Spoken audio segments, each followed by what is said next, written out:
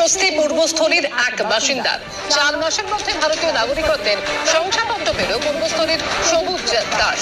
2024 সালের অক্টোবর মাসে নিজের নাগরিকত্বের আবেদন করেছিলেন তিনি। বৃহস্পতিবার নাগরিকত্ব শংসাপত্র সংক্রান্ত নোটিফিকেশন পান। পরদিনই অনলাইনে সার্টিফিকেটের কপি সংগ্রহ করেন ওই ব্যক্তি।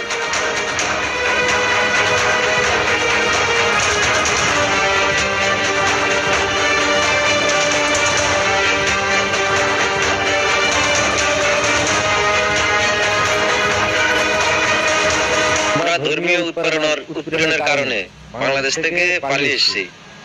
এখানে মোটামুটি 25-26 বছর আগে এসেছি। আমাদের ভোটার আধার কার্ড হলেও নাগরিকত্ব সার্টিফিকেট আমাদের ছিল না। সরকার যে সিএ আবেদন করার জন্য সবাইকে বলেছে, সেই সিএ আবেদন করে আমরা বর্তমানে নাগরিকত্ব সার্টিফিকেট পেয়েছি। কালকে 4 মাস আগে আবেদন করেছি, গতকালকে আমি সিএ নাগরিকত্বের কার্ড পেয়েছি। কলকাতায় গৃহ মন্ত্রণালয়ের অফিসে আমাকে